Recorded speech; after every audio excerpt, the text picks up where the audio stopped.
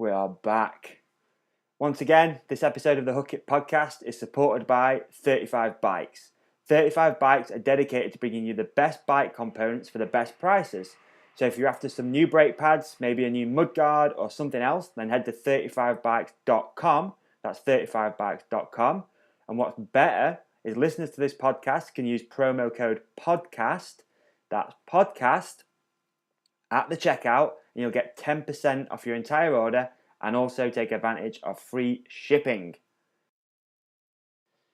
It's summertime here in the UK. That's great. Sun is shining, weather is sweet. But what's not great for our male listeners is when your nuts sweat.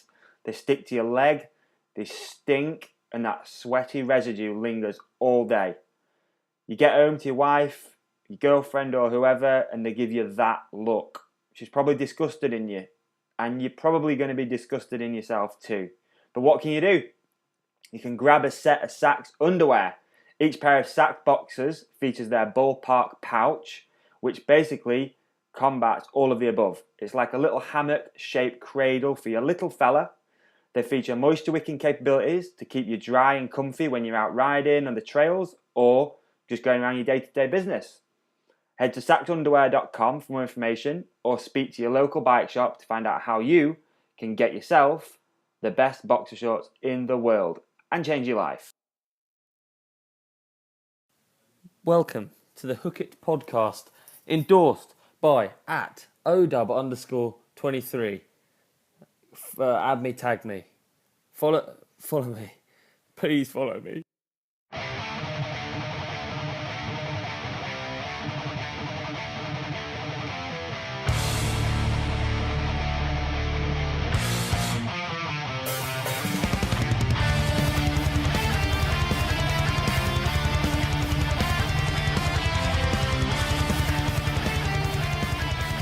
Oh my days. Hook It podcast fans, we are back finally with episode number 30. It's been a long time coming. There's been some technical issues. There's been all sorts of stuff going on behind the scenes. You wouldn't even believe. Literally everything has gone wrong for the last 2 weeks. So sorry for the delay. It's a double episode week too. So we put out EWS or Bust episode number 5 last night. And then finally we managed to lay down episode number 30. As you know, we did have another guest lined up previously. This is by no means second best, but that one just, I don't know, fell through. It is what it is. People get busy, schedules conflict or whatever. So hopefully we'll be able to have Martin Ashton on pretty soon. Fingers crossed, we'll get that thing worked out and get it out ASAP. So what's been going on? Wow. For everyone who has reached out, in between us not putting an episode out, I want to say a huge thank you. It's been crazy. Like, I've been off the grid a little bit. My laptop broke, which obviously is pretty important when you have a podcast to have something to record it on. That broke. Ended up not really doing much with the podcast for the last week or so. Everything kind of slowed down, social media, everything. But you guys kept in touch. I've had loads of messages asking when the next episode is out. iTunes reviews are pumping. So thank you. Like, wow, epic. Thank you. If you haven't already, please, if you are enjoying these episodes, head over to iTunes, leave a review, make it as funny as possible, and let us know what you think. So, we have a little competition during this episode. So, what I want you guys to do is listen out. The first time Deakin does his catchphrase, oi oi, I want you to take a note of the time, comment on the last post on our Instagram account, which is @thehookitpodcast, the time he said it, and the person who gets the correct time first will win a pair of Oi Oi socks. They'll come straight out to you. There you go. Little in-episode competition. And that's about it. Anyone who saw my go-kart video, thanks for that. That thing went viral pretty quickly. I had to pull it down off YouTube because the local paper got involved and they hated me. I was definitely not the talk of the town in Sheffield when that thing went out. So thank you for everyone who shared it there. It was pretty funny. It was great to see it picked up some traction on Facebook. I've actually since sold the footage to an American TV company, but more on that probably another time. That's it. Let's get on with this episode. Today we've got Ben Deakin on the show. Doesn't really need much of an introduction. The Deakinator. Stoked to have him on. Let's have a chat. Let's see what's going on in Deakinator's world. And Thanks again, guys. Enjoy the episode. Let's do this. All right, so here we are, episode number 30. We've got Ben Deakin on the show. It's our third try at this after some more technical problems, but the way this last few weeks gone, I'm not surprised at all. Ben Deakin, welcome to the show, dude.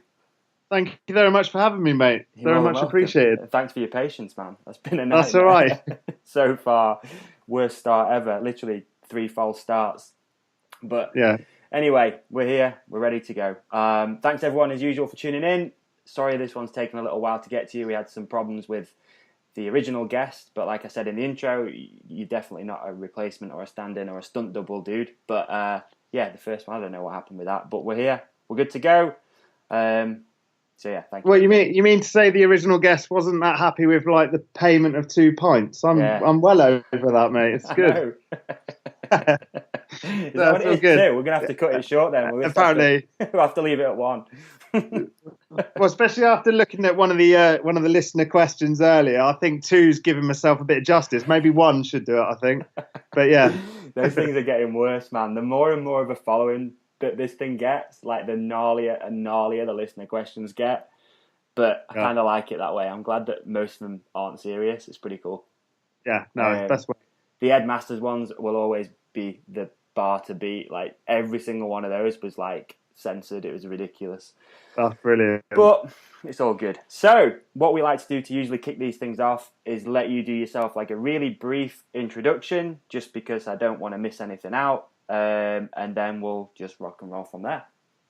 Cool. All right, mate. Well, for those of you that don't know me, my name is Ben the Deakinator Deakin in a sort of fun sort of way. I'm an ex-Royal Marine Commando, charity ambassador, I guess mountain bike racer and media sort of squid. And most importantly, I'm a thrill seeker that's trying to live the dream. So nothing serious. I know some people take things seriously. I guess I'm very much just a guy that just tries having fun as best I can, you know? Looks like you're having a lot of fun, though. Defo, dude. Defo. I can't fault you for that at all. I mean, I think there's sometimes in life, and I don't want this to get too deep because there's nothing worse than getting too deep, but I think sometimes in life you need something to happen to make you go, do you know what? Fuck it, I'm going to do this. Yeah. And I think I hate the people that go, me. I'm not one of those people, but it seems this is the whole purpose of podcast. That's what I'm going to go on about it. It's just like one of those things where sometimes in life you need a kick up the arse. And I guess with the fact that I've had a career, I'm now just going, do you know what? Life's too short. I'm doing my career as you know, like late 20s, early 30s, you know, and that's what's happened. So. I feel you, man. Just out of interest then, how old are you? I'm 31 now. 31. I'm an old man, mate. Nah, I'm an old man now. It's only just getting started. It's only just getting going. I think, I think it's really easy for people to put too much too much thought and anticipation onto age. I hate that. And I hate that I found myself doing it from like 20 to 30. Do you know what I mean? Like you really think, when I get to 30, you need to have this, you need to have that, you need to be doing this stuff. But like as soon as I hit that age, I've kind of just gone the opposite way. You just like, you literally can't change it. It is what it is. And life is, like you just said, life is too short, man, not to be having fun every day, if possible. Yeah. Yeah, definitely. So nice, deep way to start this. Yeah. Nice deep. We've lost half the listeners already. They're like, what the fuck are we listening to? It should be Deepinator. Oh dear, we won't go there, mate, just in case. But obviously, like, there is a lot more to you than probably what the social media side of thing purveys. Massively, dude. Yeah, definitely. But let's before we get into some of the deep stuff, because there is some stuff I want to ask you later on. How did you first get into mountain biking? So I guess I was like a keen footballer at school, definitely not a mountain bike or any of that stuff. And then I just got fed up, keen football, rugby sort of player at school. And I just got fed up where we lose a game or we win a game and everyone's always bickering, like, you know, as 14-year-olds, it's always someone else's fault and all that sort of stuff. So I think it just got to a stage where it was just, you're traveling around or certainly around the region as a school team, and everyone's like, oh, it was your fault, you let the goal in, or you did this. And it got to a stage where I just had enough with it. So I then chatted I'd met a couple of mates, and they all got in, or one of them's like a car mechanic now, and he was always in for just buying a bike, splitting it, and upgrading little forks or doing this, doing that. And he was like, "Oh, can't let's go for a ride?" And I'm like, "I'm not going on a mountain bike." And dare I say it, from that day, we just went in the woods, and it was the best time ever. There's 12 of us, not really giving a crap, just riding around the woods, doing skids, this, that, and the other. Yeah. And from there on in, I got the bug. And then all the mates that I rode with back then, as soon as we sort of got to 16, 17, they were, they're away doing up mopeds and cars. And I just stuck with the mountain biking, I guess. And I've listened to the podcast with the cowhead himself, Ollie Wilkins. And I think the big one for me actually was I did a couple of cross country races. So I did like the Cheddar Challenge as a 15-year-old and stuff. And my mum saw all these downhillers with tattoos and piercings, and she's sort of like, "Oh, you're not doing that with all those downhillers." And then you grow up a little, and the same bunch of people. My mum's like, "God, all those downhillers are actually really nice, even though they all look gnarly back then." And you see all these lycra louts in racing the cross country. You sort of realise that with downhill, and this is what I still love about the sport, is even though you're against each other, you're not in direct competition. So you're trying to cheer each other on to go as mad, as mental as they possibly can. Yet you look at the cross country riders, and this is nothing against cross country riders. We all know they love their lycra and shaving legs and all that stuff. But I think they just take it too seriously. And I appreciate, certainly in the time I've done the sport, that's definitely the way downhill's going now. There's no two ways about it. But certainly when I was starting, it was just like a laid back atmosphere and just a real laugh. So when I first started, you couldn't race downhill until you were 16. So as I said, I did a couple of little cross country races when I was 15. And when I say cross country, it was just time on the bike. You didn't really care about doing anything else. We'd go as a couple of mates and just have a laugh on our mountain bikes as kids.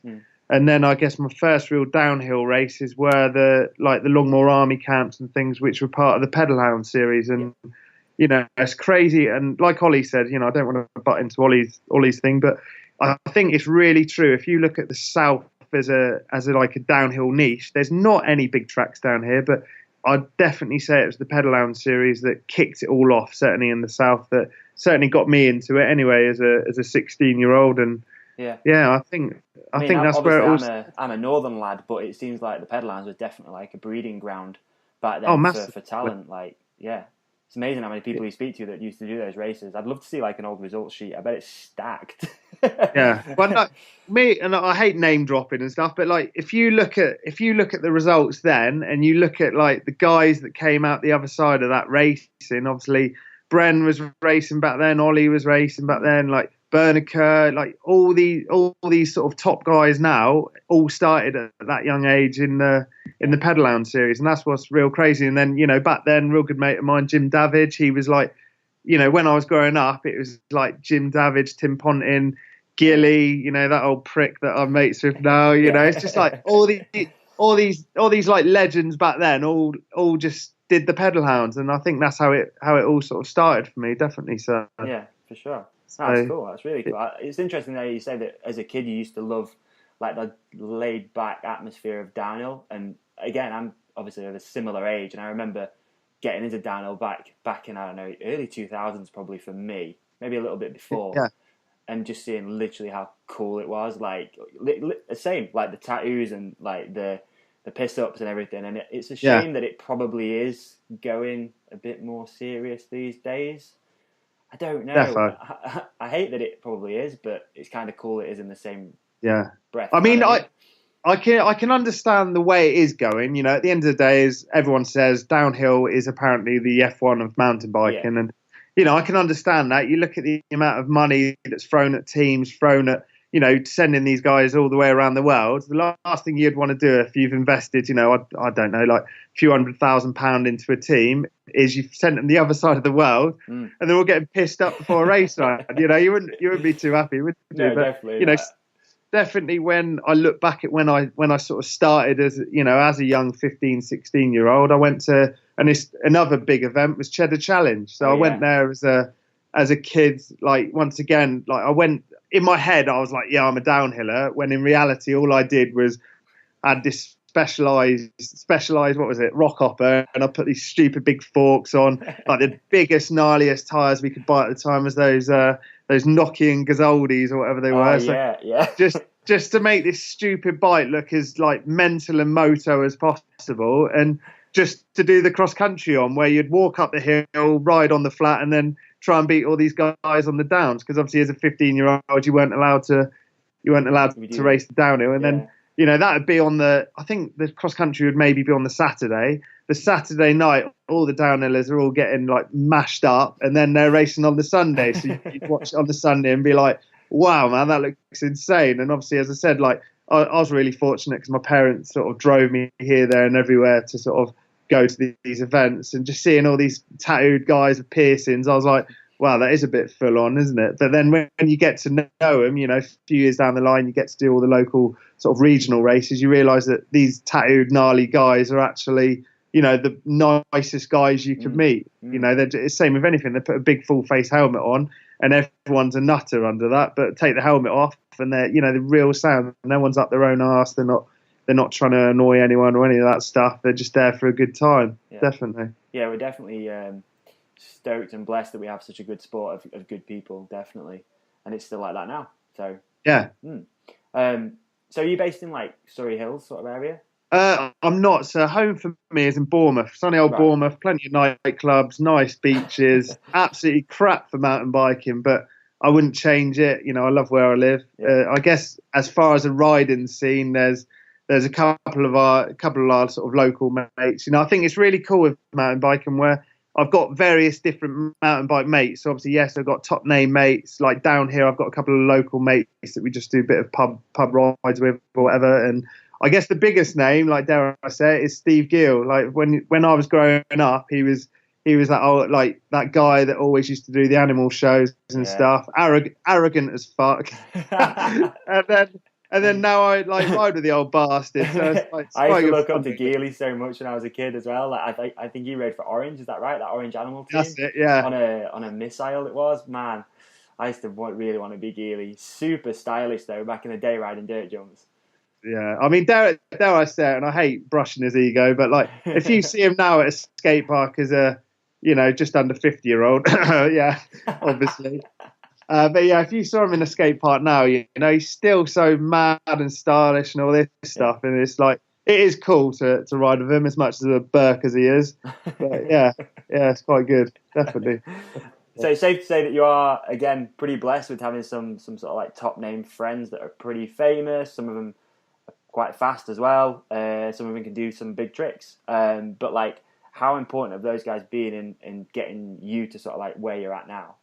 Yeah, there's no two ways about it. I guess we're going to cover this later anyway. Like, I left the Marines, as a frontline soldier, and then seeing some of the shit that I did, I just went, do you know what, life's too short. Let's get on with my life and have a laugh. And even though I've got a couple of friends around here that do ride, it gradually deteriorated where. I think now I can only count on one hand the amount of guys that would still be willing to come to a downhill race as such. When I was growing up, there was quite a few, and now that they've all moved on with their lives, they've got family, kids, and all that sort of stuff. So going from that through mutual friends, and as I said, like I hate name dropping, but no, not at all. I mean, at the end of the day, obviously, we don't need to, talk about those guys too much, but it is a sort of like a big part of what you do.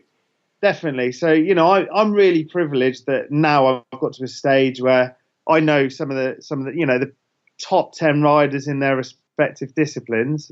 Brendan, Sam, Ollie, Bernard. All these guys that all Surrey Hills based, and I'm just fortunate enough to know them as mates. And it just so happens that when we go away on our trips, or if I go to the Surrey Hills riding, those guys are around to ride with, and it's really sick. And one of the main reasons for that, as I said, if you look at the riding scene where I'm from, it's very much a laid back sort of, let's go for a nice cross country ride.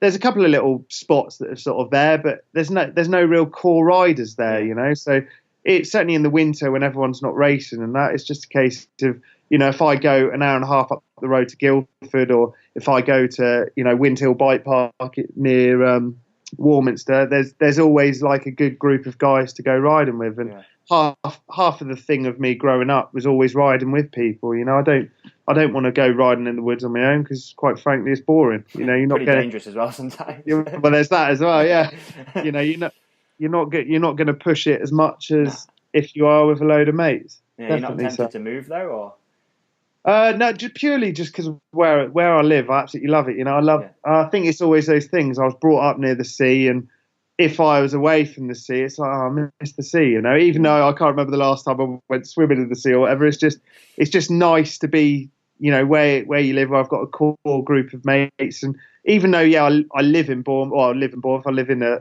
little village town near it. Right. It's one of those things where, you know, I've got all my mates here, even though I'm not here all year. Every time I come home, I get to see them because it's nice. Yeah. Even though, you know, from their perspective, they're looking at me and going, "Oh, Ben, you're fucking off here, you're fucking off there." But, you know, it's always the way, isn't it? Grass is always greener. I love coming home to see all my mates and just being at home, but they look at me like, "Oh, you live the life. You're away here, you're away there." So it's double-edged swords. It is definitely. Really, and it's the same with anyone who does a lot of travelling. It is always nice to go home. You know, as much as the glitz and glamour of it is, it's pretty tiring. Definitely. And like you say, you do miss your mates, even if they're not like mountain bike related. I'm the same as that. You know, I do a lot of travelling with my job, and it's nice to come back and hang out with people who don't want to talk to you about bikes sometimes. Yeah, you know, definitely. You need to get away from it, otherwise you burn out pretty quick. Yeah. Oh, massive! And if I look at like my real good mates back here, no one gives a crap about my motorbike. Yeah. They're on about, right, Deeks, let's go go down the pub and see what we can do. You know, so it's just it's quite good. When you said as well about like being into football and stuff, I was very similar to that. Again, working in sort of like the mountain bike / motocross industry previously, all I ever did was talk about either like motocross bikes or mountain bikes. So I just started playing ice hockey, like really randomly. Went skating one day and thought, oh, I quite like this. And then the next day bought a load of kit, and then the day after that started sort of like training with a team. Just because it's nice sometimes just to get away from everything, where people don't want to be like, oh, did you ride with this guy, or can you get me this shirt, or do you know what I mean? Like, it's nice just to get away. So definitely. I'm a big fan of that stuff recently. It probably even more so as I'm getting a bit older, to just get away. Yeah, definitely. So sick.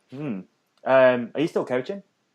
So I won't go into too much detail about the coaching, but in short, I did a lot of the coaching last year for a company, and the way it was just I was just far too busy with trips, and I don't even know how I got myself in this position, but it's just like, you know, the last 6 weeks, 7 weeks, I've been away for the five weeks on the trot, you know, in various different places, and I'm just far too busy to do the coaching. So in the off season, I might think about it. I think the big one, and you know, you can't brush over the subject at all, but there was quite a famous case that made the news about a guy being injured quite sort of severely, and he sued the mountain bike coach. Obviously, I don't know the ins and outs. I'm just looking at it from an outside point of view, but he was sued for $4 million, and it's sort of, as a coach, it's obviously going to open up your eyes, because you're like, wow, that could be anyone. And I can tell you, everyone's going, oh, that mountain biker, what, you know, this solicitor, what an absolute joke he is, trying to, you know, sue in. He knows what he's getting himself into. But at the other end of the spectrum, if you're that guy, you know, he's lost use of his limbs. What's he going to do? He hasn't got income coming in. He hasn't got this, you know. So I can understand that he's finding a way to make money, but unfortunately, what that has done is every mountain bike coach out there now, straight away, they're thinking, right, if we have an injury in front of us, you know, what's going to happen? You know, I've got a career to think about. I've got my mortgage to think about, and all this stuff. And if something happened in front of you, certainly after that case, you know, I don't want to put myself in that position, because the long and short of it is, if you're coaching someone, you can only do so much. It's not like if you're coaching climbing, for instance, you've always got them on a belay system. They're not, if they fall, they're safe. If you say to someone on a mountain bike, right, mate, just put your bike down there, have a look at this section, and just put your brakes on. If they don't put their brakes on, then, you know, you've lost them. You're probably liable. You know, you can only say so much. And certainly with the way I coach, I always make sure that I tell someone about the section, I show them the section, I demo the section, and all of this. And I wouldn't want anyone to do that section or drop or jump or whatever unless they were fully committed. And I think certainly from a coaching point of view, the biggest problem you have is someone's got in their head, I've had it in the past where you build the whole purpose of coaching is obviously get them at a level. You're trying to build their confidence throughout the session, but they've got to remember where they were at the start of the session. I've had it before where someone's never done a drop off, for instance, and then you've got them going off a 2-foot drop comfortably by the end of the day. They're then looking at a 4-foot drop and going, right, I'm going to have it. And you're like, if I'm honest, the biggest problem you have is your technique generally. If fight or flight takes over, your technique will be absolutely appalling, and that's when injuries start to happen. Remember where you were first thing this morning. So long and short of it is I'm looking at, I'll do coaching maybe in the off season, but at the moment, I get emails and this all quite regularly about, Ben, when you next doing coaching, but I'm just far too busy at the minute, dude, if I'm honest. And I'm having the time of my life. I don't not love coaching because I love seeing the progression and, someone coming to you at the end of the day like, mate, I've had the best day ever. And, to see them progress so quickly or, that get them to overcome their fear of, like a jump or a double or, any of that stuff is cool to see. But as I said, in the way that how hectic my life is at the moment, I purely haven't really got any time for it, if I'm honest. So. That's all right. I was just curious as well, more than anything, All right, cool. So I guess we've kind of figured out how you got into mountain biking. But I guess kind of the next step and something I really want to know is how you accelerated yourself into being arguably one of the most famous riders in the UK and having quite a big social media platform and all that sort of stuff. But I guess before that, let's talk about your army days, because not everyone out there will maybe know about your army days. Royal Marine Commandos, difference, mate, difference. But I know what you mean. Down. Right, okay. So in short, it was after the whole school thing. Yeah. I went to college, covered like outdoor instructor courses, this, that, and the other. And I had a mate who was like a really good boxer, and he basically full time pretty much boxed for the Marines. And he's like, I'm unsure of the crack, but if you're into mountain biking and you're at a fairly good level, I'm pretty sure you get all this time off to ride your bike. And before that as such, as I said, I ride my bike at a good level. I was winning regionals, but by far miles away from making a living from it. It was very much a case of I'm good enough to get maybe a free bike or certainly a discounted bike, but I'm never going to make money from it. And certainly, I'm going off topic as always, but if you look at a lot of kids growing up now, I think quite a lot of the time they forget the reason why they ride. It's like, right, I want to get sponsored. It's like, I'm not being funny, mate. If you look at like the top,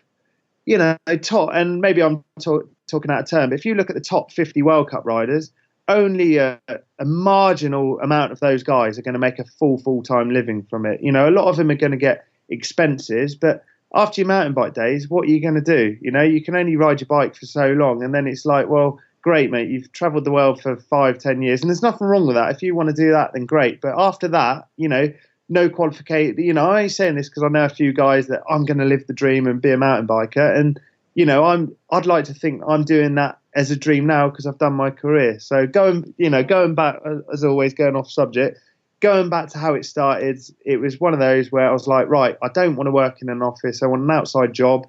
And after chatting to one of my mates, he was like, mate, the Marines is for you, like without sounding a what's it, I was quite a gnarly bastard at school, like always trying to get in fights and all this sort of stuff. And I was just like, right, I want to prove something to myself. I want to do the hardest training, like basic military training in the world. And that's what the Marines is. I went into training. There was 114 guys that turned up on day one for just a 3-day test to get into the Marines. Out of that, literally, I think it was 86 passed that training. Mm-hmm. And then to get into the actual basic training, the 86 that I went into training with, only 11 of us passed. And honestly, wow. It's the most gnarliest thing I've ever done.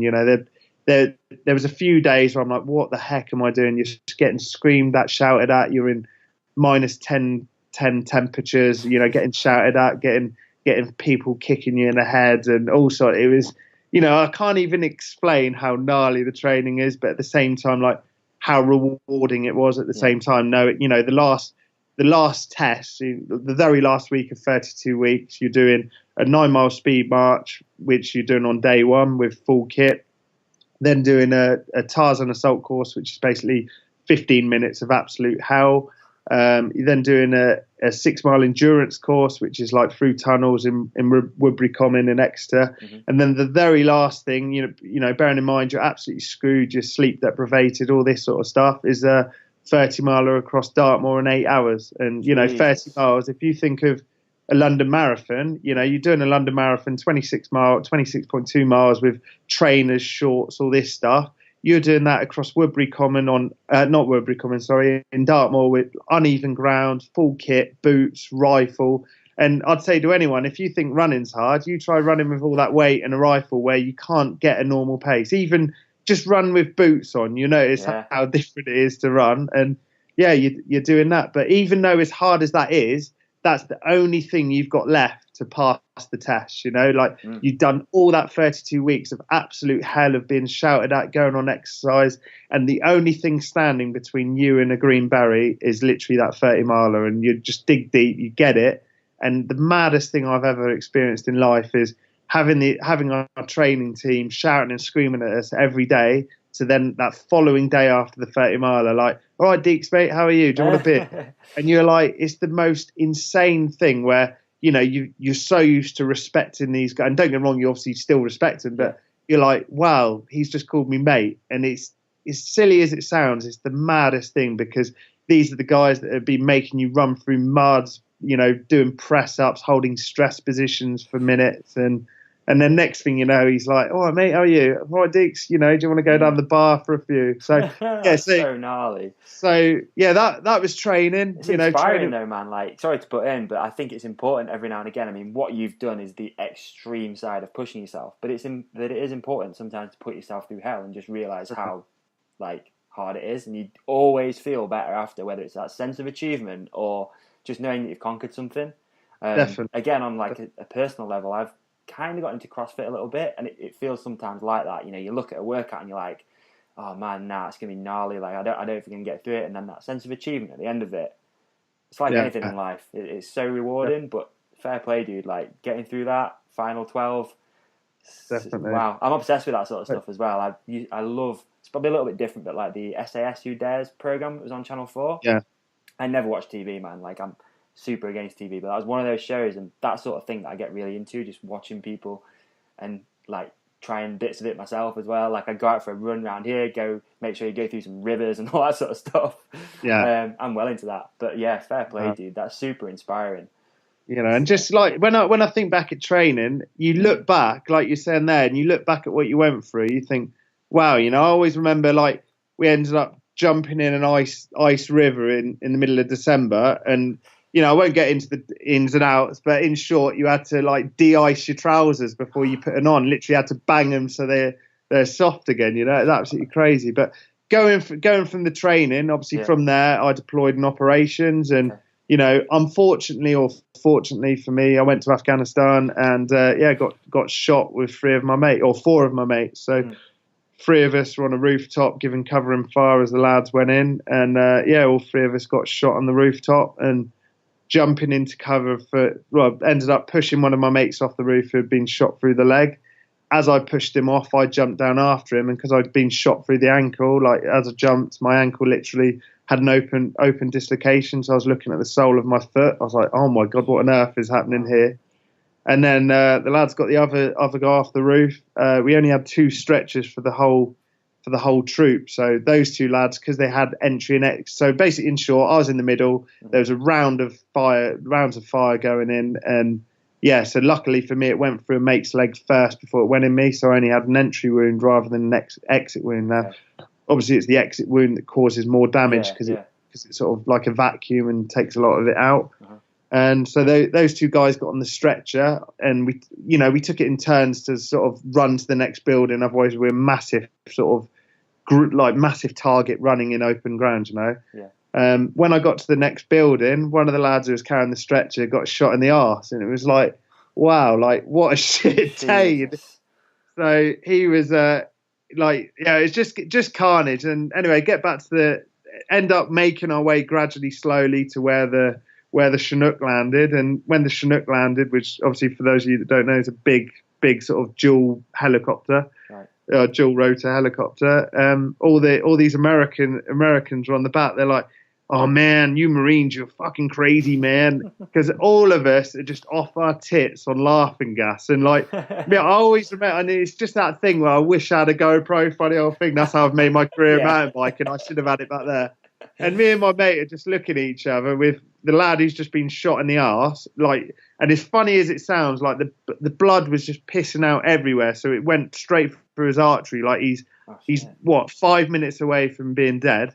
And me and my mate are like, fucking hell, Tricky, come on, mate, wake up, stop being a bellend. And we're just laughing our tits off and it's just such a surreal moment, you know. We've got my mate nearly dying on the floor. We're off our tits on laughing gas while a load of American US Army lads are like, hey man, you Marines are crazy. And just like, wow, like what? Like you just can't even explain it, you know. It's absolutely nuts. But anyway.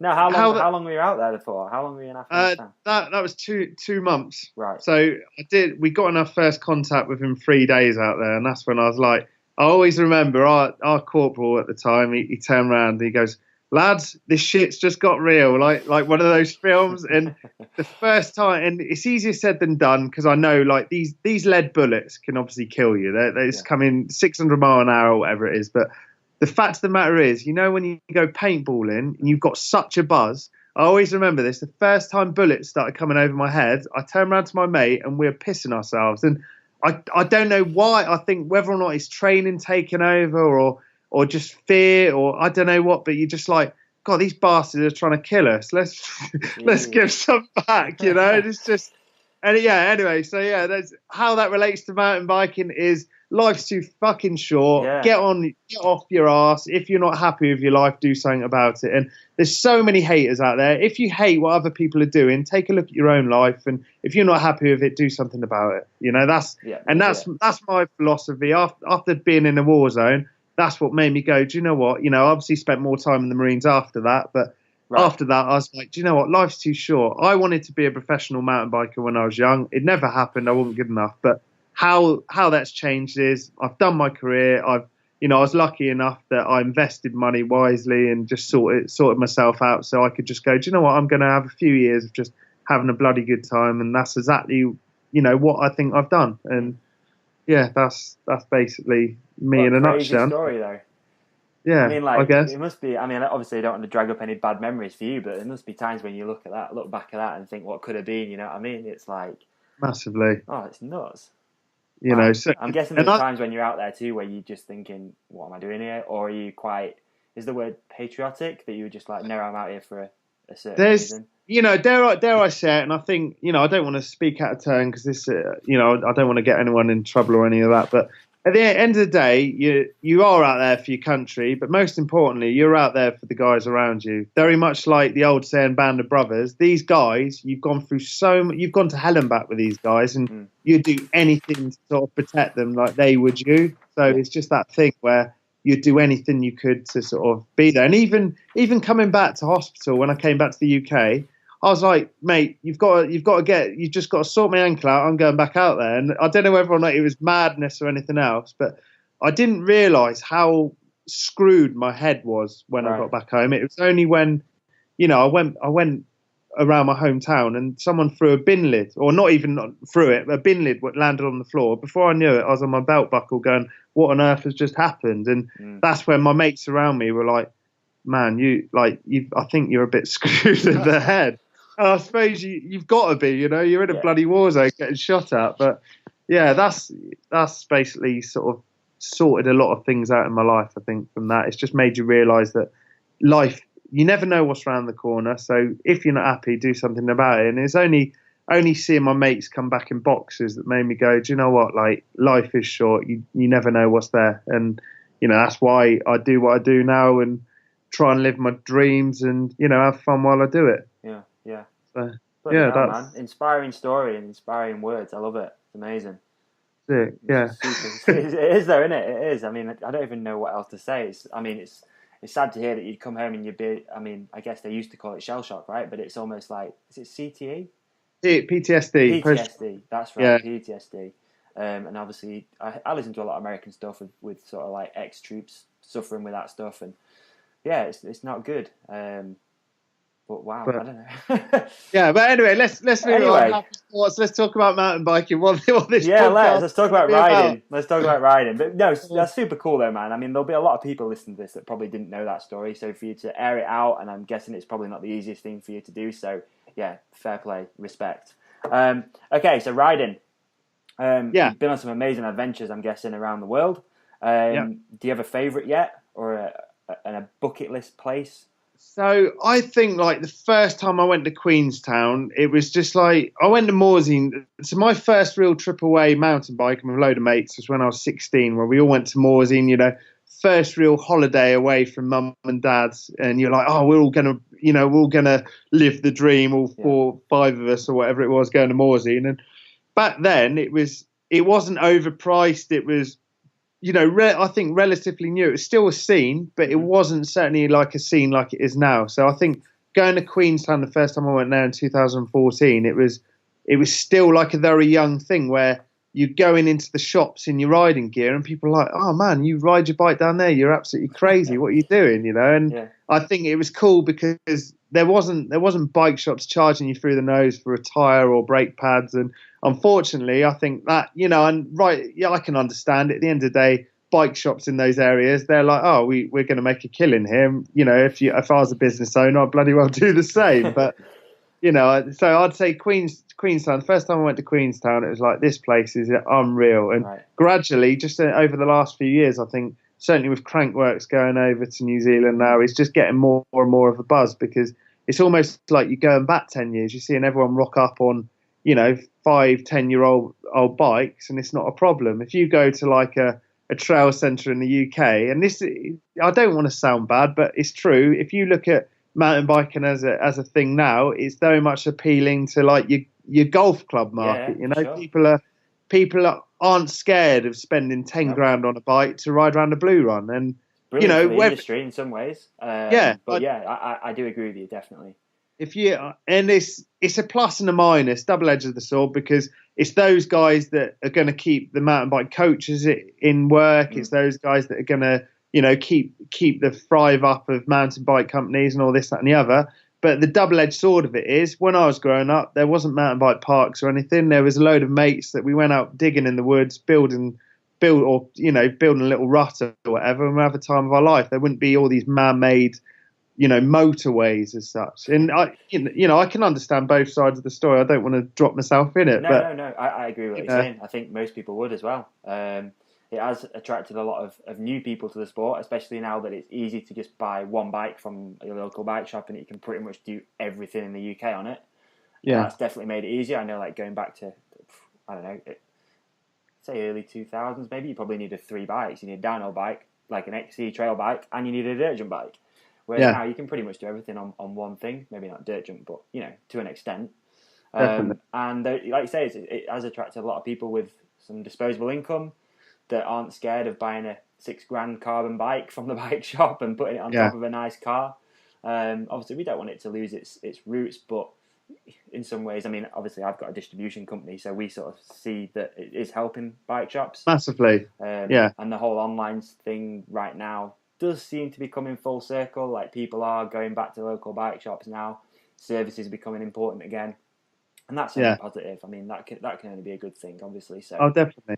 And I think in another way, when I was growing up, I was buying, certainly when I got into downhill, I was buying X Pros bikes because they were the only bikes that I could afford. If you look at the market now, back then you were giant ATX ones and all the proper retro stuff. There's not a chance in hell as a 17, 18-year-old, you were going to fork out $3,500 just because you're working at the local bar for, £2.80 an hour or whatever. But if you look at it now, because of all these guys buying these bikes, generally bike prices, I think, certainly in the second-hand sort of sector, they've come down. So I think it's definitely, even though, yes, it's opening up for all these, businessmen to buy all these nice new bikes. At the same time, if you look at kids growing up, you can buy like a real nice bike at probably definitely cheaper than what I was growing up and buying nice bikes for, as in the second-hand market. But yeah, definitely. I was just looking the other day at without name dropping companies but the Boss Nut, the Caliber Boss Nut, which won Trail Bike of the Year. It's like $1,000. I mean, it's crazy. You can get a good bike for $1,000 as well, like brand new. which is only a good thing too. So just quickly, I just want to rewind really quick. So obviously, after coming out of the army, Marines, obviously you decided you wanted to follow your dream, follow your passion of becoming a professional kind of mountain biker. Yeah. Did you notice a gap in the market, which is what you've ended up doing? Do you know what? Like, I can't even like explain how it happened. That's a good thing, I think. I know why it happened. Yeah. So in short, I think that the biggest way that and it sounds really big-headed or whatever. Like I was always like getting podiums at regionals, and I was doing sort of all right at nationals. You know, obviously not good enough to. Yeah, just to clarify as well for people, it's not like you're slow on a bike. Do you know what I mean? No, I'm a bit of a You've got some gobshite, good reviews. yeah. You've got some good race results. Sorry. Yeah. Okay. I mean, so I was, I was winning like the Aston Hill series and Southwest series and this, that, and the other, getting good results. And as I said, that's where I knew I wasn't good enough to make an out and out living from it, but I was good enough to get sponsors. But if you get a free set of tyres, that isn't going to help you pay a mortgage when you're like 18, 19, is it? So I was just like, right, join the Marines, came out the Marines, and then I ended up just going on various little adventures. So I went to New Zealand for 6 weeks with a couple of mates. I went to France. But I think the turning point for me must have been where I was like, do you know what? I've never done Whistler. I'm going to go to Whistler. Screw it. I'm going to go for 3.5 weeks. You know, money's not an object. Let's just make this bloody thing happen. So I ended up going to Whistler totally on my own, but I knew a couple of guys were going anyway. And John O'Jones, which like now my teammates, was like a full story. I knew he was going, so I sort of booked my flights for the same time Jono was going, and just had a real good time. And for me, it was obviously a holiday. It's not being a professional or any of that. It's like I'm going to Whistler, I'm having a holiday. And as it stood, I ended up riding with Brendan, Danny Hart, all these guys, and me being the media king as always. Obviously, the old GoPro or other cameras are available, but getting the old GoPro going and.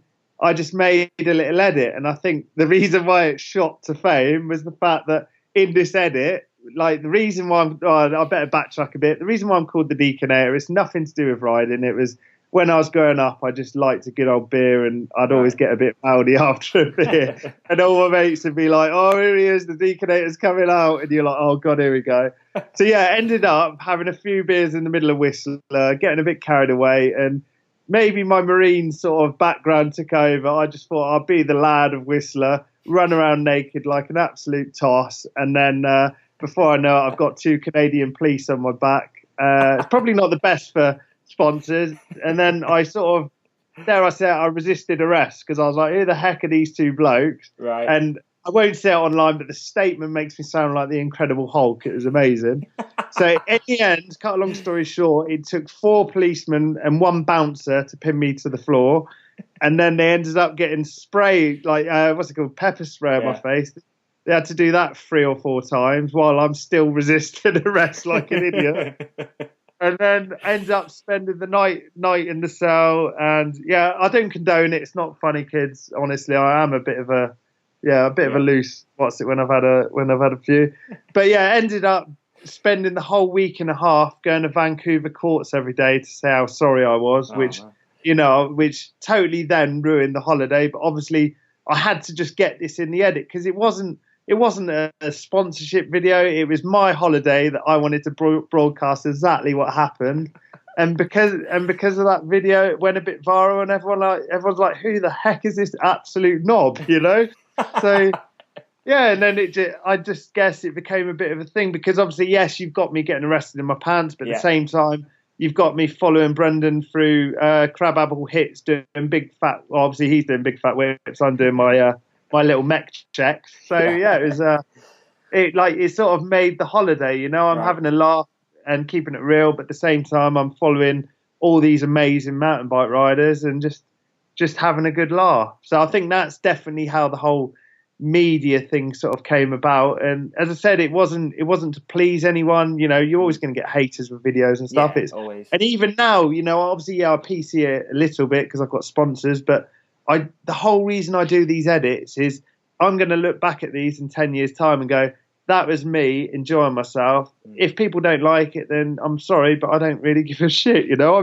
I'm making that video for me. If people like it, then great. If people don't like it, well, great, it's your opinion, but I'm not trying to do it to impress people. I'm not doing it for likes. I'm not doing any of that. I'm just purely doing it because that's my holiday. That's what happened. I enjoyed it. And it sounds almost arrogant. I'm not an arrogant person in the No, slightest, I but don't it's think just it like, does. No, I don't think it that's does. like my holiday, and that's, that's You're what documenting happened. it. Yeah, and that's Yeah, what happens. These are the basically. people you hang around with. It's just coincidence that kind of other people want to see it too, in a way. I mean, obviously they wouldn't want to see it if it didn't have the Brendans, the I don't Ollies, know. and all this. But yeah, just having good times, and like having good times with your mates. For me, it doesn't matter if I'm riding with a couple of mates from back home. I made a video of one of my mates who doesn't ride, and that had over 100,000 views because he's squidding around. So riding with him, riding with some of the best guys in the world. At the end of the day, yes, they are the best guys, or some of the best guys in the world.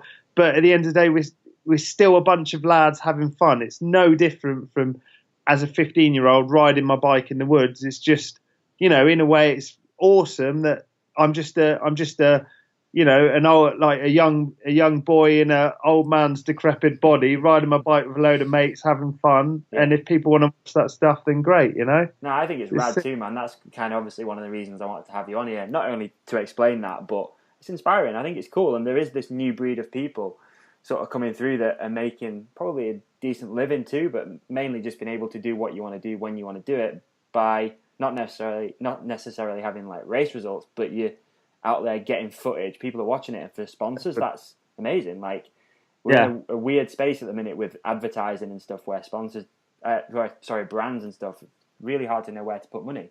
So why not back someone who's out filming edits and, like you say, getting 100,000 views? That's, to a brand, that's priceless. Yeah. I mean, the way I look at like videos and stuff, I think one of the main obviously, yes, I did that for a holiday. The way it's going now is I just want to try and inject fun into it.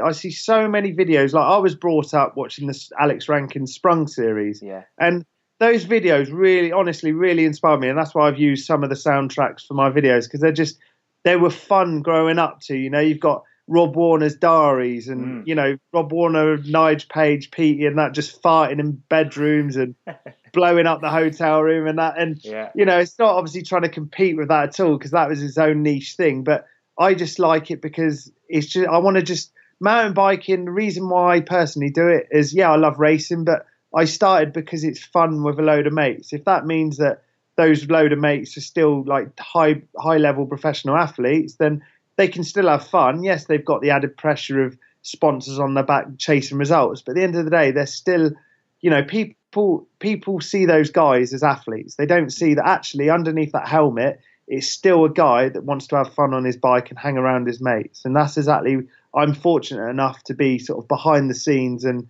they don't treat me differently filming. They still call me a tosspot and this, that, and the other. And I think that's what's cool because people see the real rider, and I think that's what makes it fun. You'll probably quite respect like Bryson's decision then to just start doing what he's doing. Personally, I've said on this thing before that I massively respect that. I think what he did was awesome.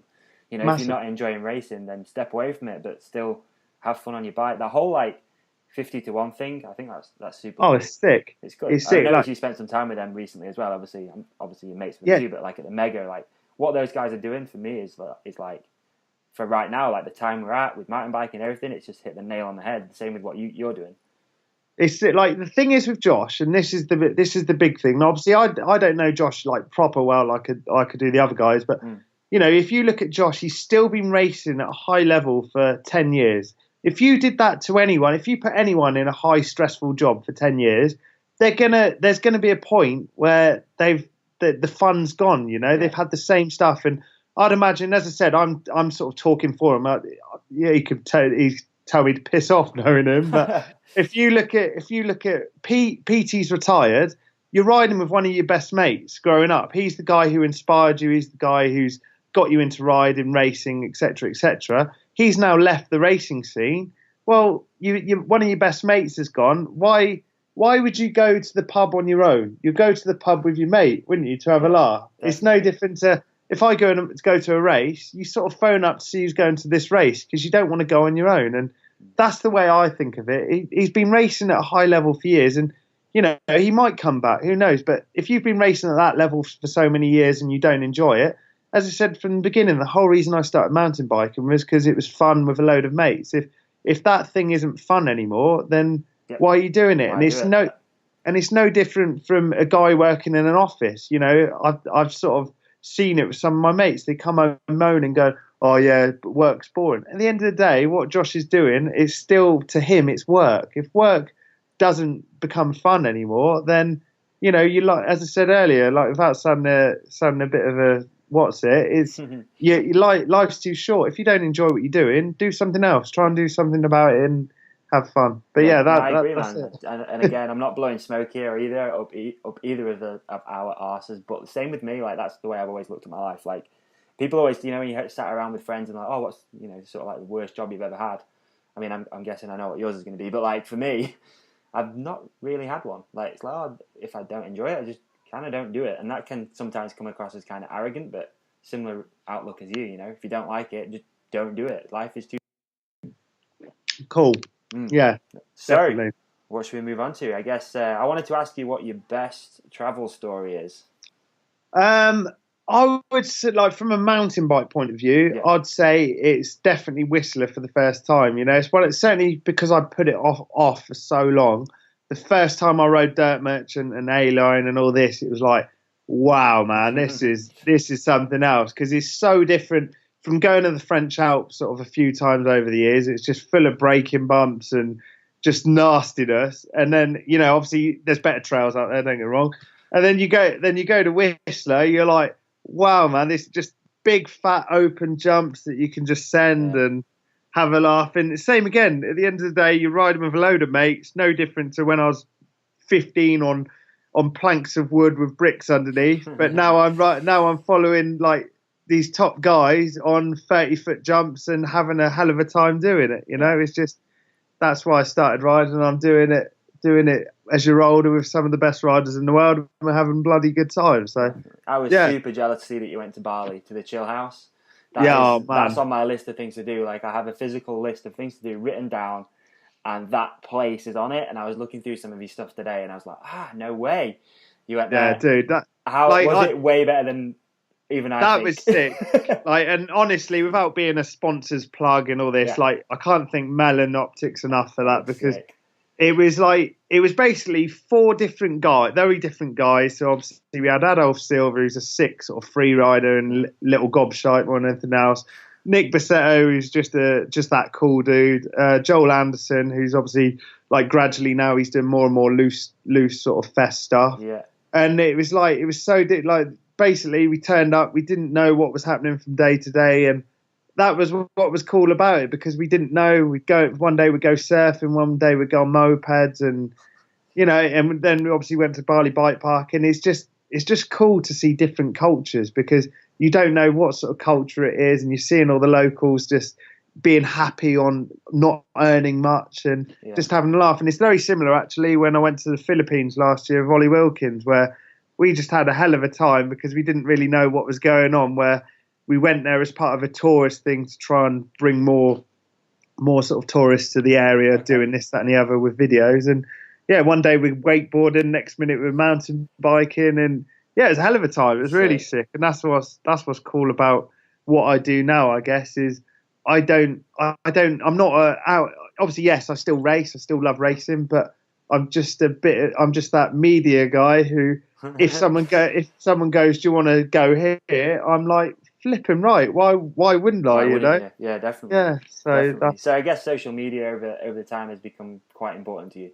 Oh, massively. Yeah. There's as I said, like I don't want to think that people think I'm just some gobshite who's hanging around a load of pros, and then that's how I've suddenly made a bit of a living from riding my bike. It's I've always been an out and out racer, but just the way it is now, I've sort of taken a step back and I'm just having a laugh of it, like Josh, but obviously a lot lower key. Obviously Josh was a top racer. I was just a bit of a squiddy racer who'd win the odd regional here and there and do sort of do all right in other races. That's the way I love it, and that's the way it is as it stands. It's good to see, man. It really is. It's rad.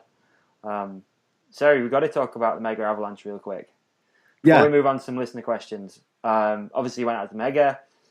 It looked like a great trip. Did pretty well as well, I think. Second in Second in right? the old man's category. Yeah. Okay, that's cool. Very good, very good. Unfortunately, didn't start the race from the top, which is what it is. Bit Can't be gutted helped. about. Yeah. Is that the first time you've been out there too?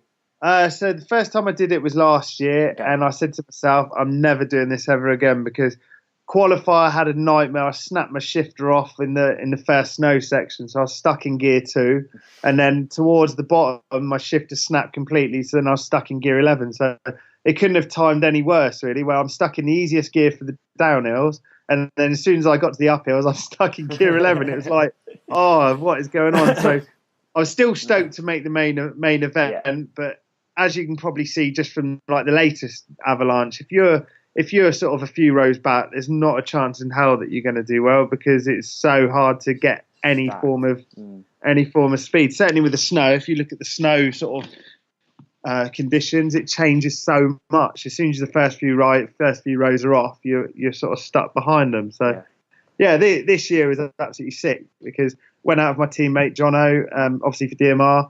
And we just had a sick time. We ended up riding some enduro race that I don't know why we actually did it. We turned up and Pink Bike had basically asked us to go on their behalf to film some stuff. So we went there, and as we registered, the guys were like, "Oh yeah, are you racing the enduro tomorrow?" And we're like, "Oh yeah, go on then." And I ended up winning like 30 plus. Jono won 19 to 20 of seniors, and. No, he didn't. What am I on about? He come fourth, and we're like, wow, this is sick. You know, we both got good results and had a good time. And then from there, we went to the mega qualifiers, and both qualified real well. I think I was sixth in my category, and he was seventh. Right. Oh, sixth in the heat, and he was seventh. And both made the main event and had a good time in the main event. You know, it was really cool. Obviously, the video will be out later this week at some point. I look forward to that. Don't worry, I'll make sure I share it around and stuff. Obviously, the negative, I guess, sometimes of having a big social media following is that you put a video out and it gets totally blown out of proportion and escalates like fuck. So the video you posted. I sort of know that video. Funny old thing. So let's just say I won't mention any names. He may have been Scottish, he may have been Welsh, he may have been English, but very very strong accent either way. And in short, he got caught out.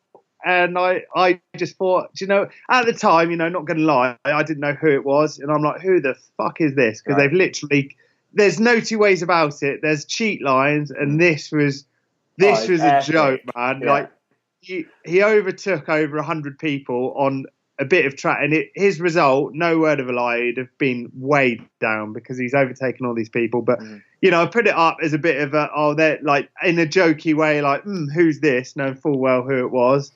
And it literally got blown out of proportion, and people are going mad.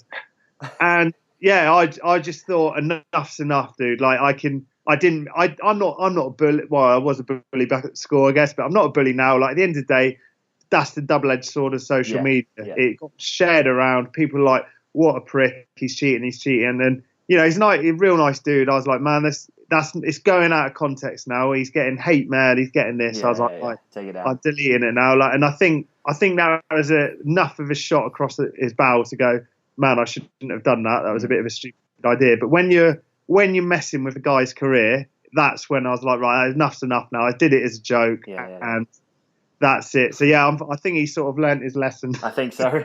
So I had it the other week too, right? So we were talking about turning 30 and all this sort of stuff. So a bunch of my friends, 3 of us actually turned 30 this year. You'll know James, Swinney.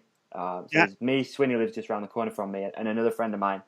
We put together this list of things to do before you turn 31. So it's called 30 for 31. So one of the things which I put on the list was to go down. It's called Slack Hill, which is one of the steepest hills in the Peak District, on a kid's go-kart. So didn't really think much of it. Went out, we did it. Got some pretty funny footage, like crashed at the end, all that sort of stuff.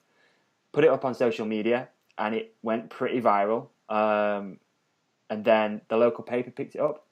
Wow. Yeah, and that's one of those, probably a similar thing. You're like, can't keep a track of it. You're like, shit, it's going everywhere. People are texting me, oh my God. So I had to pull it down because we put it up on Joe Steel City Media's YouTube channel. Just kind of like, we'll throw it up on there. It'd be quite funny. And then yeah, had to pull it down, dude. It got out of shape. The Sheffield Star did not like me. I bet. At all. I bet. But every cloud, I managed to sell the footage to an American TV company. So, sick. There we go then. Every cloud. You know, in a way, like this is the funny thing about that story, because you know I've got respect for the guy, not obviously for cheating, but he's not a nasty guy. He's a real nice guy. Yeah. And I had one of his mates give me utter crap on a message, and I just had to shut him down. I was like, right, what are you on about? If you've got a problem, there's my number. Speak with me. I'm not doing it for likes. I'm not doing it for that. It was just a bit of a piss take, because some guys not even cheated. He's overtook 100 people in 7 seconds. You know, like there comes a point with little cheat line to let's just straight line the whole of the biggest mass start race in the world. You know, it's just like man. Yeah. But respect so to the guy for thinking he'd get away with it in an age of GoPros and the top riders been where they were. Yeah, you know what? It's like there's a bit where I feel sorry for him, but at the same time, it's like, dude, you're doing it in an open bit of track where there's 200 odd riders, all with GoPros. Yeah. You know, it's like, or Sony action cams, obviously. so yeah, it's just like wow, you know. But anyway, like that, I can't really talk too much about. No. We don't want to blow the guy out. It's not fair. It's been done. So it had to be mentioned though. Like massively. Funny. All right. So if it's all right with you, move on to some listener questions. We'll bang through these, and then we'll wrap this bitch up. Yeah, so, first listener question came from Alvar Coppard on your Facebook. He wanted to know. There's 3 parts to this, so I'll just hit you with each one. So, what's an ice cream slammer? Right. So Alvar, if no one knows him, he's an utter gem. He's like the gnarliest bloke you ever meet, where he used to be boxed back in the day and this, that, and the other. But he basically owns his own construction firm, and he runs the ball track in Kent, and he does like little races. And, you know, he's all for, if I think of when I first started racing, he was obviously there, like going to Aston Hill and all these places.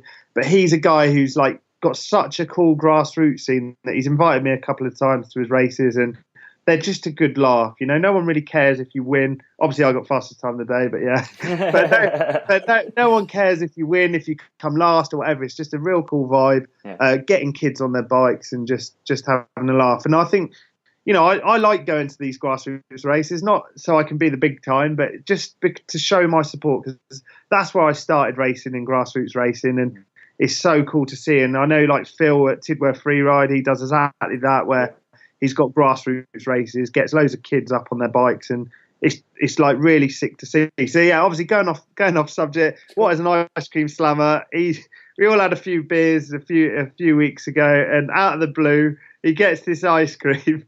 No, what did he do? He did a shot. It was too much for him, so he got an ice cream and just slapped it on his bald head, and like it all just blew up. Like we all just fell about laughing, and like real cool, real funny, and just utter nutter that bloke. Real nice. Cool. The second part of that question was: is the sled good in snow? I would love to say that I really tried it, but I'm gutted because obviously the big thing this week at Mega Avalanche was sick. I get to do a sick shot of the sled in the snow, and I can really pump up the DMR sled in the snow. Yeah. But I couldn't ride snow because obviously it was too windy for the gondolas to get up. So the 10 seconds of snow that I rode in the Mega Qualifier, the bike was absolutely perfect, and you can't fault it. So yeah, there we go. You shout out DMR sled. And then the third part, how do you keep up your infectious enthusiasm? I think you are as good as the people you surround yourself by. Huge fan of that. Yeah, for sure. And, you know, if I'm with a load of guys, whether it be back home having a laugh, you know, down the pub, or certainly on our riding holidays, as I said, like Sam Reynolds, Brendan Fairclough, name drop like Ollie Wilkins, name drop like fuck, but they're super cool guys behind the helmets. You know, it isn't who they are; it's, you know, how they are and what they are. It's just good vibes, and all of us, as I said, like it's just a load of mates riding their bike. If it means that they're top 10 slopestyle riders in the world, or if they're just a squid down the local who can hardly ride a bike, I surround myself with mates that I can trust and have good vibes from. And if that's the case, then that's the reason why I am who I am. I'm generally a positive person because I guess from my military days of thinking positive, you don't go to a war zone going, oh, do you know what, I'm going to get shot in my head today, because otherwise you wouldn't survive, So I'm very much a believer of that. I exchanged some messages with Ollie today, Wilkins, and I was like, I've got Deeks on the show tonight. You've got any inside knowledge for me? And you've got to see the message. It was really funny. Just bullet pointed your life, like from start to finish. Just like bosh, bosh. I was like, yes. So yeah, I'm glad. Huge shout out to Ollie as well, man. That guy is. Well, I had him on here a few episodes ago, like and I didn't really know him before. And since then, we met up at Fort William. Absolute hero of a guy. So yeah, massive props to him. Such a legend. Yeah. I love that guy. The only reason why I don't love that guy is if I message him anything work related, I don't get a reply. So yeah, it's all good. But yeah, legend. Right.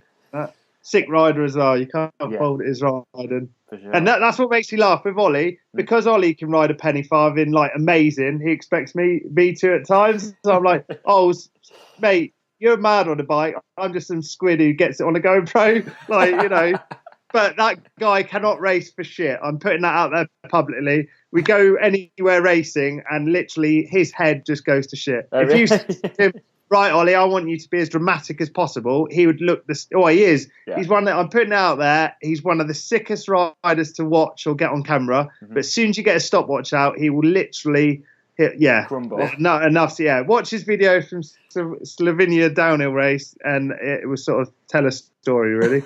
Anyway, moving on. That's enough about O'Dub. O'Dub's had his time. He has. Angus Davis 16. What's the best and worst destination you've raced?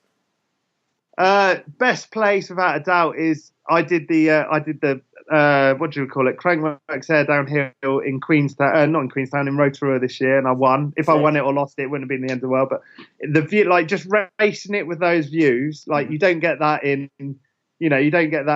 Forest of Dean, for instance. You get the sickest views out there, and it's just such good vibe to be there. The worst place growing up, I did a lot of Southwest series with name dropping again, like Rich Thomas, Ben Baker, Adam Ager, like all the Southwest posse as such. And we ended up riding this place called Ashcombe, which was this paintball sort of place. And if you went back there now, we're all riding big, gnarly, giant ATX1s and stuff on literally a 40-second flat piece of ground. And if we all went back there now, we'd be like, what on earth are we doing? But obviously growing up, it was like the sickest thing. We were like, wow, we're all going crazy on this flat piece of track. But yeah, I'd say looking back, that's probably the worst race venue. But actually growing up, it was really sick. It was one of the best, yeah. So, yeah, cool. That's the... Funny. Next one is at Joe Muss on Instagram. What's it like to be the only mountain biker with a catchphrase? I guess it's pretty sick. I've built my own grave with it. Oi, oi. But there you go.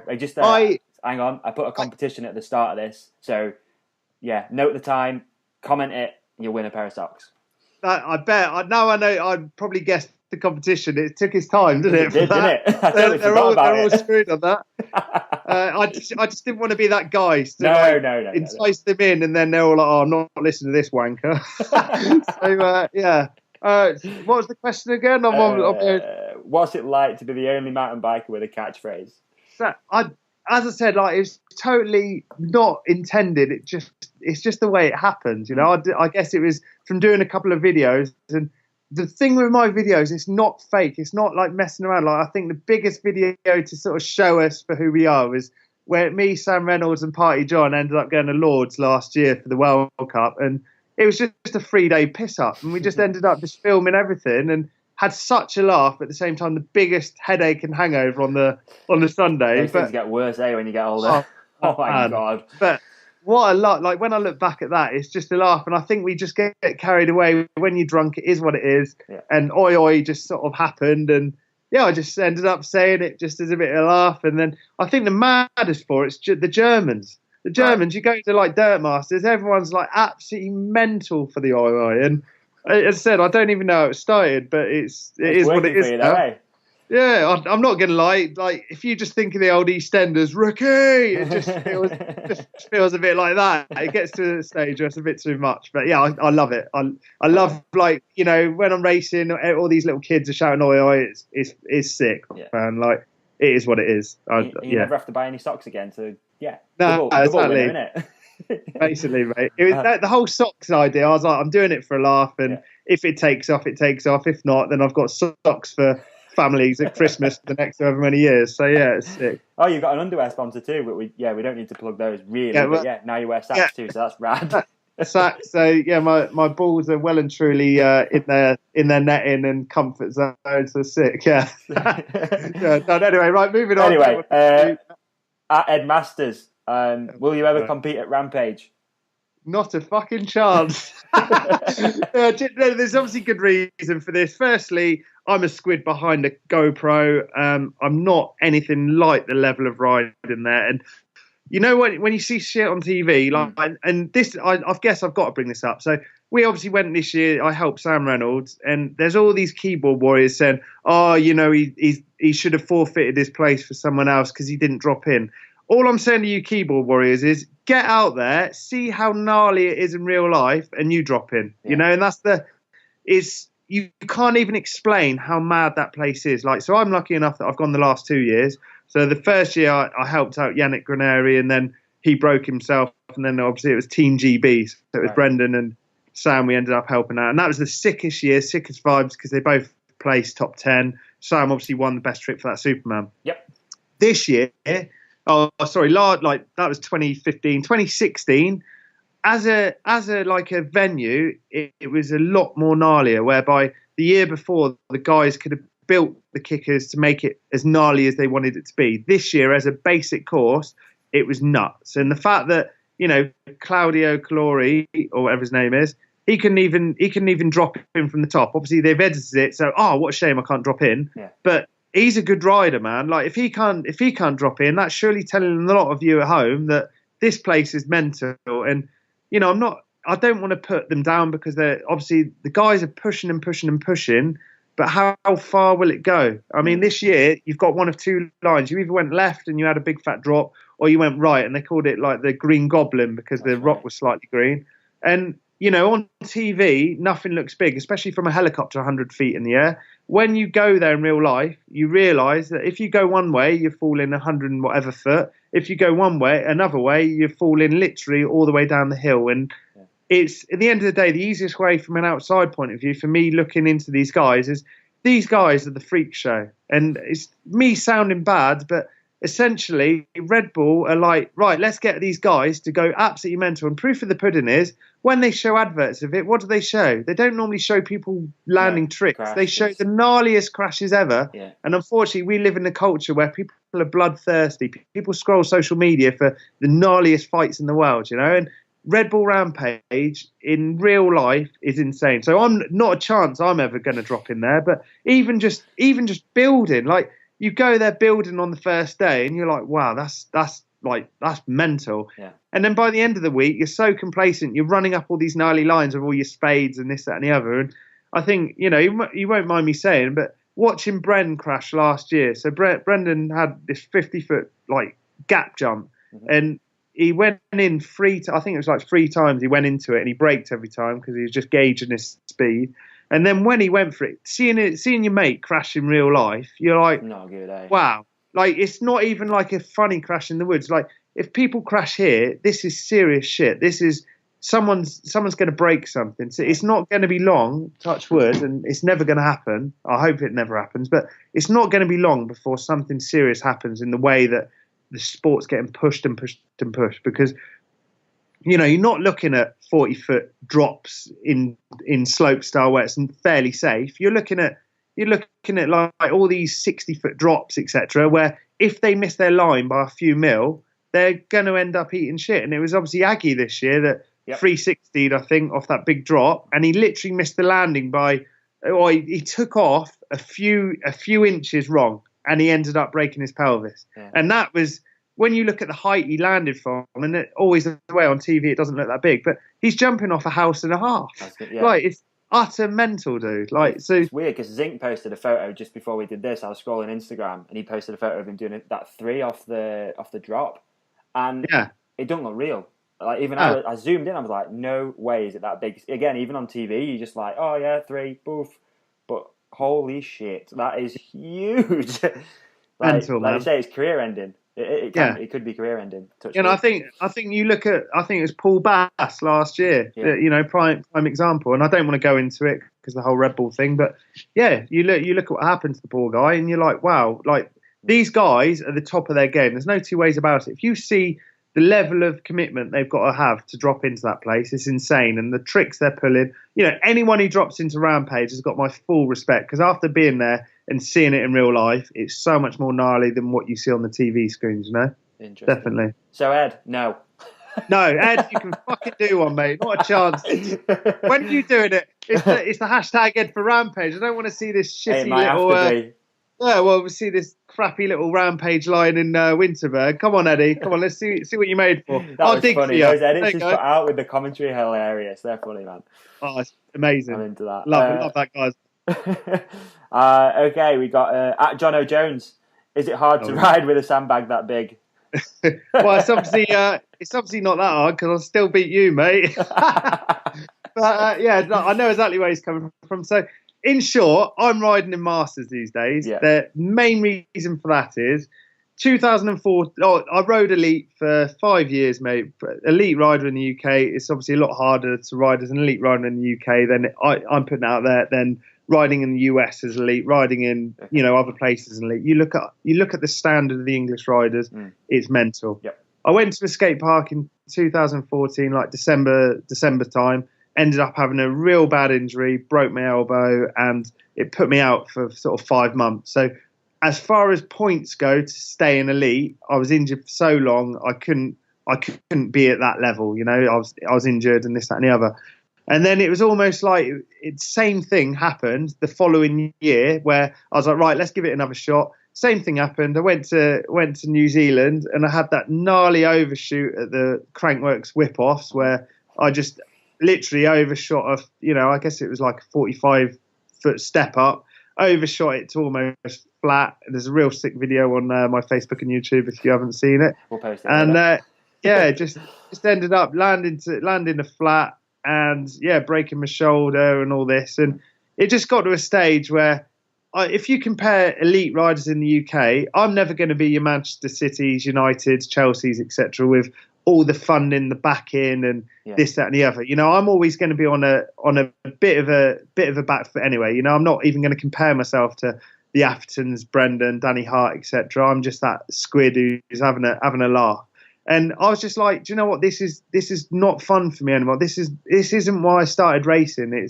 I'm going to the top of races, and everyone around me is on a turbo trainer with their headphones on in the zone. And there's nothing wrong with that. At the end of the day, they're throwing themselves down a hill like I was trying to, as fast as you possibly can.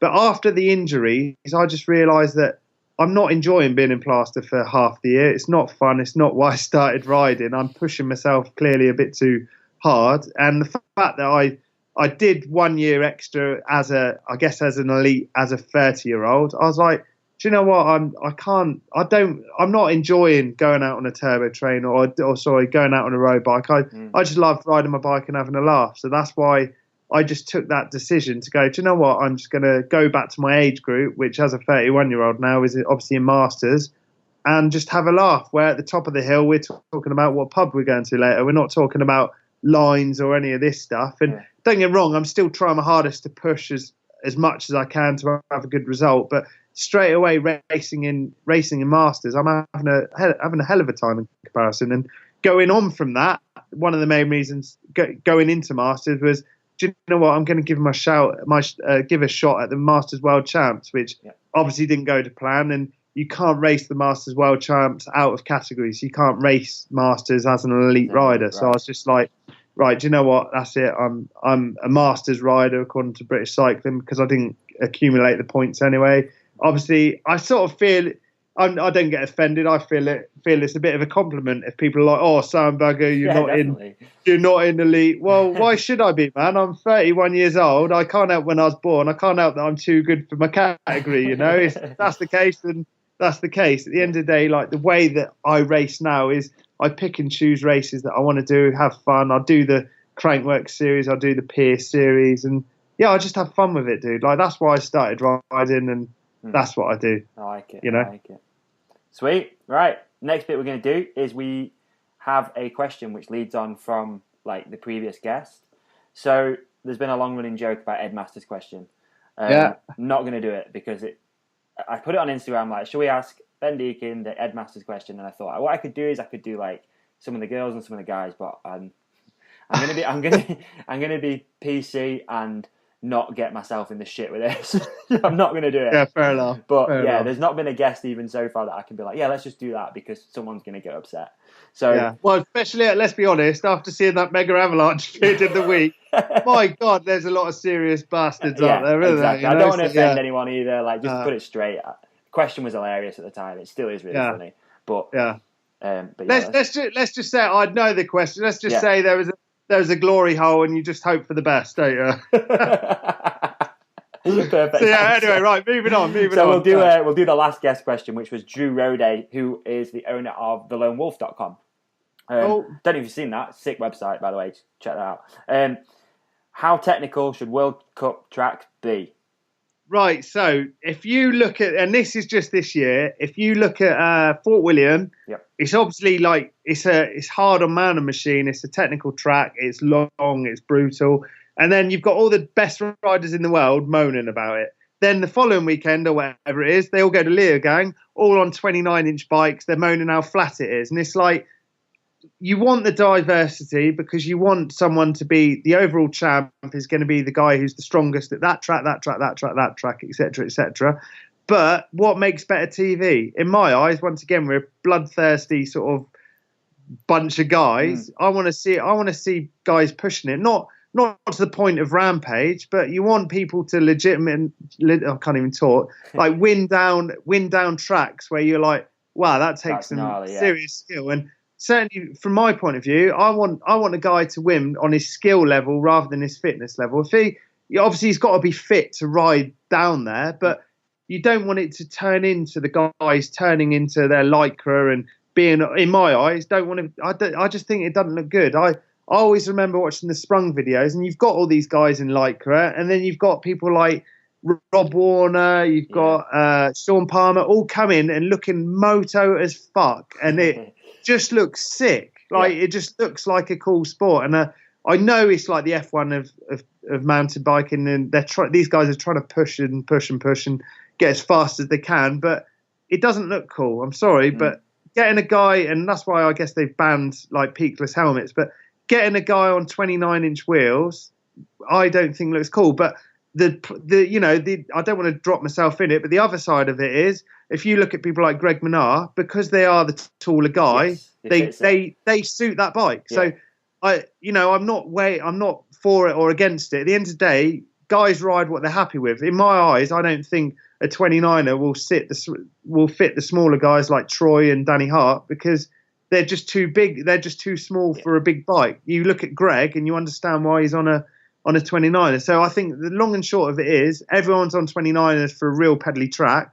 You look at Andorra, after obviously racing it the weekend before, I know how much of a gnarly track it is, and proof's in the pudding. You've got Greg on a 29er because he's more suited on it. You've got Danny and Troy back on 27.5. So if you've got a track that's technical and you get a rider that's just happy on that bike, then I don't care what wheel size they're on. I want it to be so everyone's on a bike they like, but not because it's just a flat out pedal and that's the advantage. I want it to be the advantage to that rider because they're more competent on that bike down a gnarly track.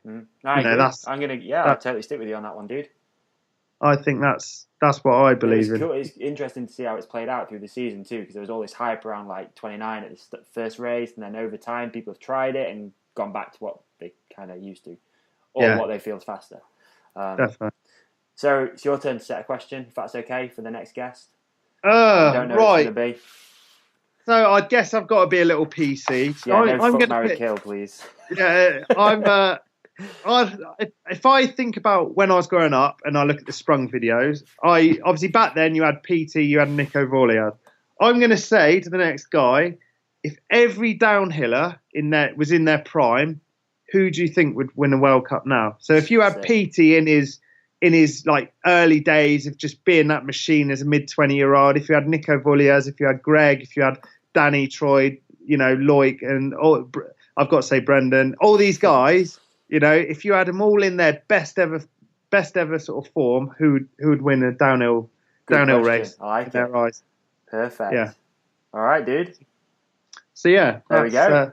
It's not too hard, was it? No, not too bad, mate. It's, sorry if I've rubbed it on a bit. I probably have, mate, but yeah, it's one of the perfect. things. It's what we want. So just quickly then, just to wrap up, where can people find out more? Have you got any links, sponsors you want to thank, like anything? Just go for it. So I want to, without sounding too pluggy, I honestly want to thank all the guys that are sponsoring me this year, because they're allowing me to live my dream and go and film this stuff. And I hope, I'm giving back to them, whether it be winning races or getting a video over a certain amount of 1,000 views or whatever. So, DMR, they've sort of taken me on this year. Markov have been my massive sort of support base from the early days. Awesome. Stan's wheels, they're all sort of helping. Yeah. Melon for the goggles. Sick trip. Awesome trip.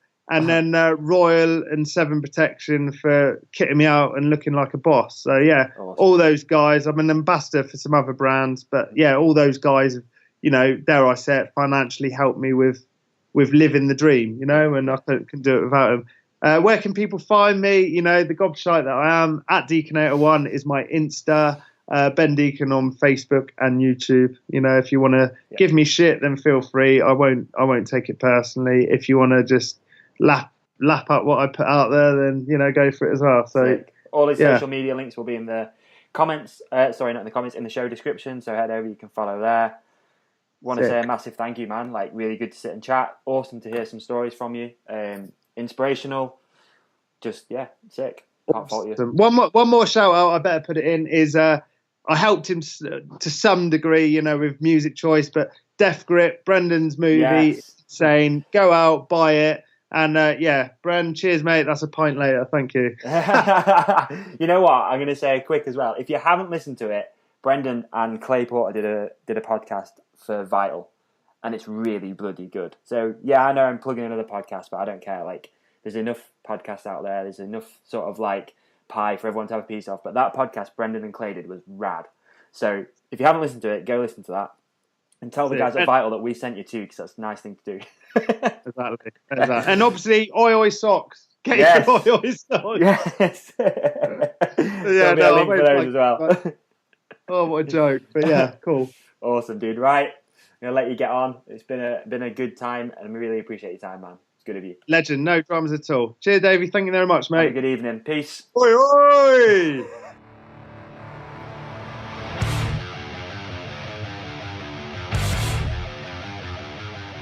Yes, folks, there we go. Episode number 30 in the bag. Finally, you've no idea how good it feels to finally get that one done. Amazing conversation with Ben. I hope everyone agrees. It was great to hear his backstory about the army, his general outlook on life. I think it's pretty amazing. It's really cool. I mean, inspiring, infectious, all that sort of stuff. So there you go. Don't forget, follow us at the Hook It Podcast on social media. Don't forget, submit the time Ben first did an oi on our last Instagram post, and you can win a set of oi socks. Again, thanks guys, much appreciated having Ben on and having you guys listen. Don't forget, if you have enjoyed this episode, please head over to iTunes, leave us a review. If you can share it with your friends on social media, people who might necessarily not know about the podcast yet, don't keep it to yourself. Spread the love. That's a wrap. We'll be back with episode number 31 pretty soon. Another amazing guest lined up for you guys. All right, have a great week. Peace out.